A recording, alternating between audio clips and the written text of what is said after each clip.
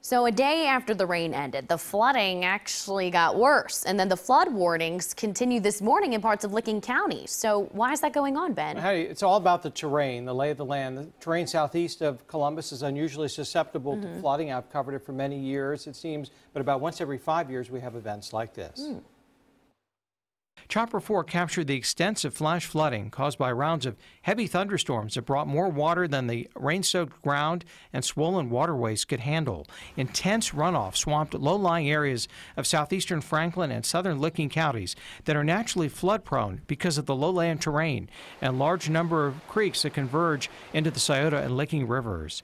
It takes days to carry away all that excess water seeping into the ground, prolonging flood warnings in some places into Sunday. In Reynoldsburg, Black Lake Creek turned into a torrent in a matter of hours. Another rushing creek in Pataskala triggered mandatory evacuations, surrounding homes and filling basements. Dangerous currents and whirlpools also pose a serious threat with sudden water rises, which happened at Walnut Woods Metro Park along Little Walnut Creek in southeastern Franklin County.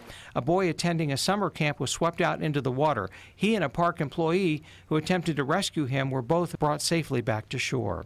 In Hebron, the South Fork of the Licking River, which also drains Buckeye Lake, trapped about 40 families at Greenbrier Mobile Home Park. A similar situation played out at nearby Buckeye Lake Estates and in nearby campground. The terrain acts like a bowl and just collects water from surrounding areas. The overflowing river and retention ponds along I-70 near Buckeye Lake shut down traffic in both directions, not fully reopening until late Saturday.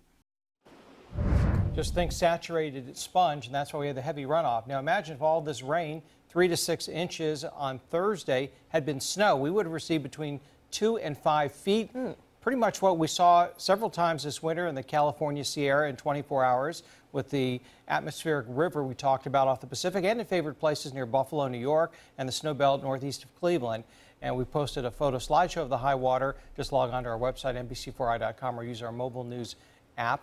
But that shows you the tremendous amount of moisture that we have. It's hard to quantify that. Of course, we were getting it also in like 2 hours. And we had rainfall rates of 2 to 3 inches an hour on Thursday. The minimum would have been 2 feet of snow. A minimum would have been 2 feet of snow. And you say, well, in the wintertime, we wouldn't have that kind of tropical flow. But in the case of California, they did this wintertime, but it was snow. And that's how you can get just phenomenal amounts of snow. It's just hard to fathom and hard to put into perspective. We had to use boats to get around last week. I don't think we would have got around at all had this happened in January. Right. Well, our biggest snow ever, which was in March of 2008, was around 20 inches. Wow.